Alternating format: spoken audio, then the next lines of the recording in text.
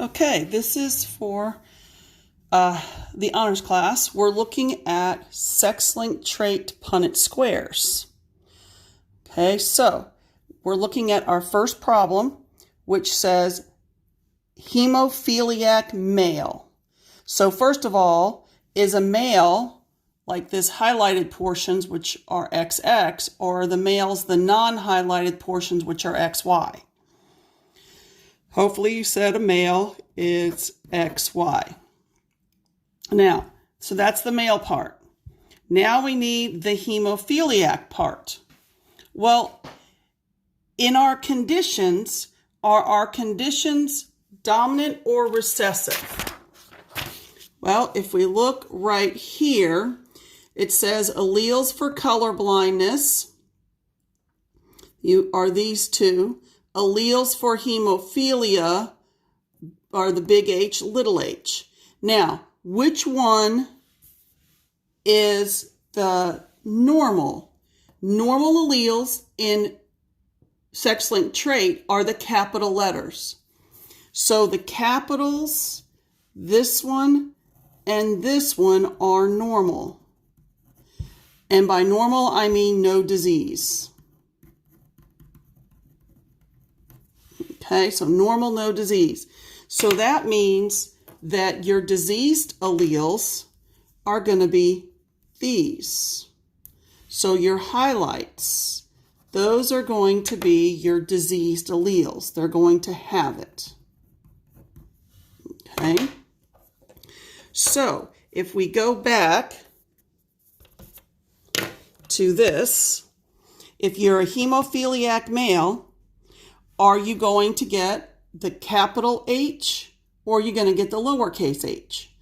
Well, to have the disease, because our sex-linked traits are recessive, it's the little h. So this male here is X little hy. Okay, so just going to put that on the box. X little h and y. So we've set the male up. Now we have a carrier female. Female, is she going to be XX or XY? Well, we just went here. We said male was XY, so the female is going to be XX. Now, what's the genotype of a carrier? Okay, so is the genotype of a carrier two capital letters, a lowercase and a capital letter, or two lowercase letters? So that goes back to last week. And a carrier is always a heterozygote. Okay, so we're dealing with hemophilia. So this is a big H and a little h. So if we put our females here, big H, X, little h, and you just fill in the box. Like blood typing, it's getting a little bit crowded. Okay, so between the big H and the little h, which one comes first? Okay, I know you said the big H, so you have this. So the big H comes over, the little h comes down. In this box right here, you have, both of these are little h's, so it doesn't matter which one comes first. And over here, you have, in this box, the X, capital H comes over, and then the Y comes last. Now, why does the X go before the Y?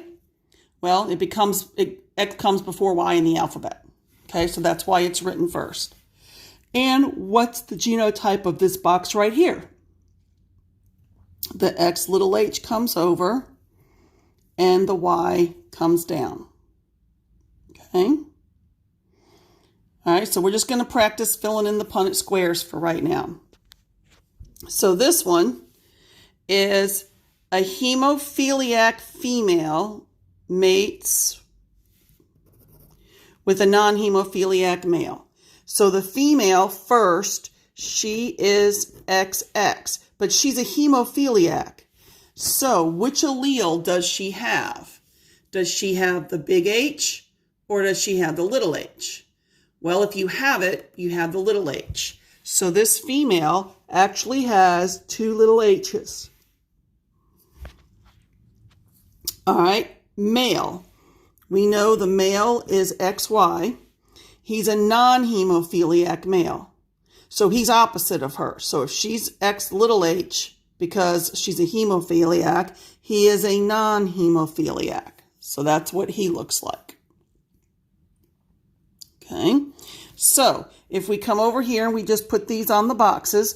Now, the way you do Punnett squares for sex-linked traits, I would pick a sex and always put that sex above the box. So it looks like here I started with the male first. So I'm going to put the male first up here. And that's from our problem, X big H, Y. And then the female is X little h, X little h. So we're going to fill it in. Okay, so what goes in here? Does the big H come first or the little h? Okay, so the big H always comes first. Here, big H has to come first. Now here, the X has to go before the Y, so that one's a little easier. Okay. All right, so before we start doing any phenotypes, we're going to finish up this.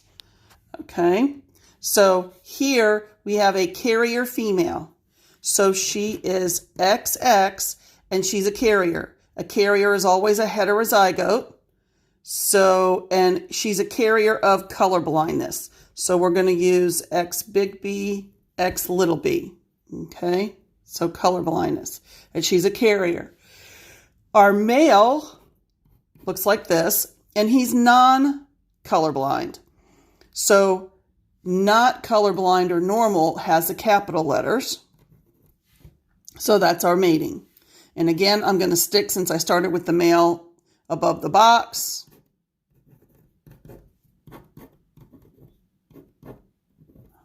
Okay. So again, the first box, they're both big B's, so it doesn't matter which one we place first. This box here, it does. So the big B has to come before the little b. And over here, the X always comes before the Y, so the Y has to come at the end. And the X is a big B and a little b. Okay, so that's our Punnett square. And the last one we're going to look at is here we have a colorblind male. So we know he is XY. If he's colorblind, is he a big B or a little b? If you don't know it yet, to have it, you have to have the lowercase alleles. Okay, and you do have to remember that. So this male is X little by. The female, she's XX, but she's non-colorblind. So she doesn't have it, so she's going to be this. And she's non-colorblind. Okay, so X, big B, X big B. Okay, so now we're going to put these up in the box, and I'm going to continue putting the male on top just because that's the way I started out. Okay, so now we fill out the Punnett square. So here again, the big B comes first. Here again, the big B comes first. And now we've got the Y's. So these are your boys.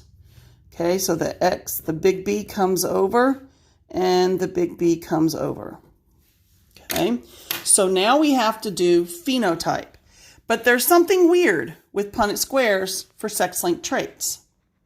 And that is that we have to separate the sexes. So you can't just say 75% of the offspring are going to be whatever. You have to actually separate boys from girls. So, how many of these boxes say baby girls? Well, these are the only boxes that say XX. So those are your girls. These are my boys. Okay, and since the reason I set the problem up the same way is if you always put the same sex on the top of the box, of the Punnett square, then notice my girls are always doing this. So they're always kind of in a column, and that's true for all 4 of mine. We look here and you highlight just the girls, then we're going to highlight all of these. These 2, same thing over here. So that's the benefit of setting the problem up the same way, is that you have that ability that it's easier to analyze the Punnett square in the end. Okay, so let's go back and let's look at our percents. Well, you have to separate out boys and girls here. So if 2 boxes only represent all of the baby girls this couple could ever have, that means that these 2 boxes has to equal 100% of all the girl babies. These 2 boxes over here must represent all of the baby boys this couple could have. So, in the end, a sex-linked trait Punnett square is actually not worth 100 points or 100%. It's worth 200%. 100% for girls and 100% for boys. Every single Punnett square is that way. So every single Punnett square, each sex is worth 100%. So when we do the phenotypes, you have to separate the girls from the boys. So out of these 2 boxes, how many of these boxes are going to be normal, not colorblind? Well, if we go back to our alleles here, normal means the capital letters. So both of these boxes have a capital B in them. So of these girls, 100% will be normal, which means they are not going to be colorblind. So this couple doesn't ever have to worry about any of their daughters being colorblind. What about the boys?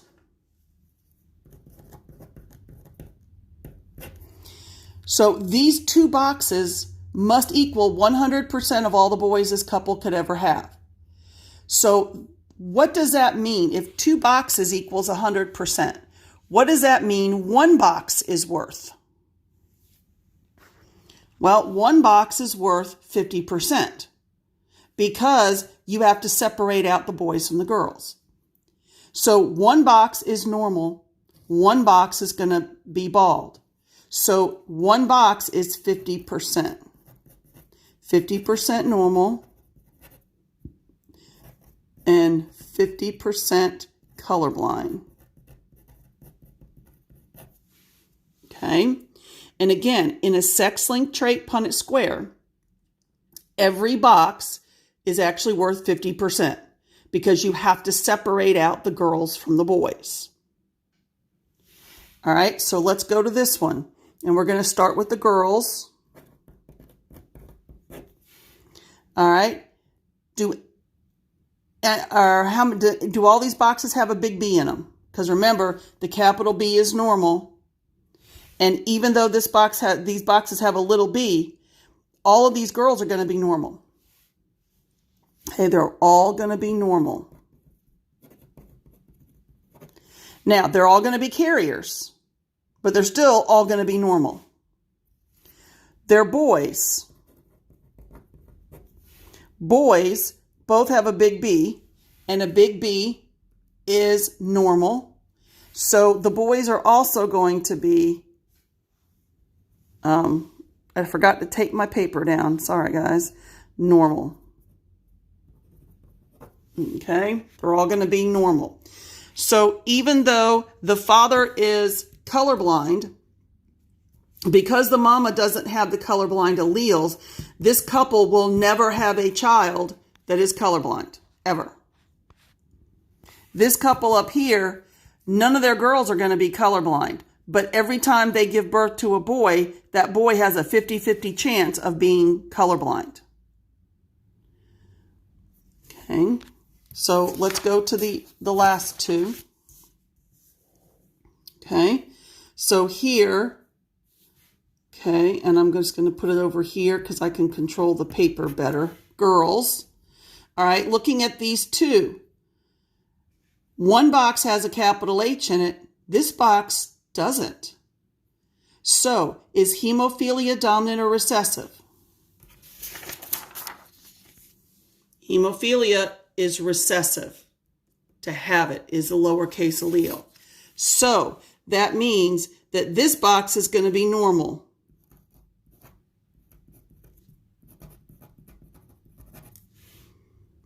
This box over here, she's going to be a hemophiliac.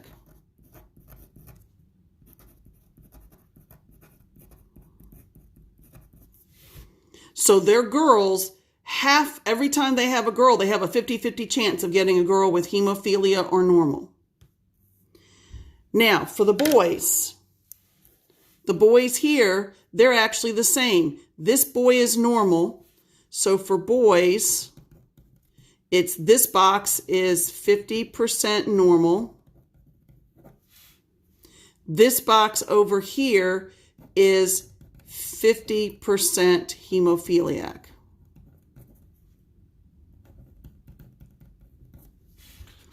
So what this means that for this couple, because the husband has hemophilia, the wife is a carrier,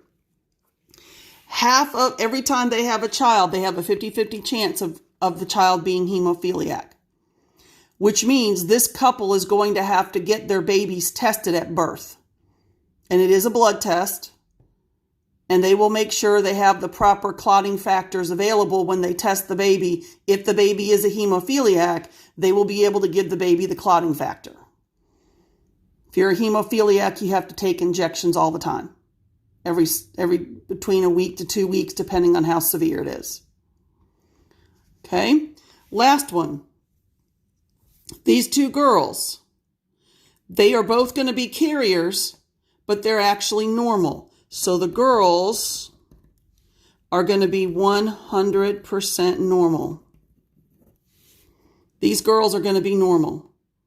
Why? Their mama's a hemophiliac, but their daddy's not. So these girls have to thank their daddy for not giving them hemophilia. That's the only reason they don't have it. However, the boys, 100% of the boys are going to be hemophiliac.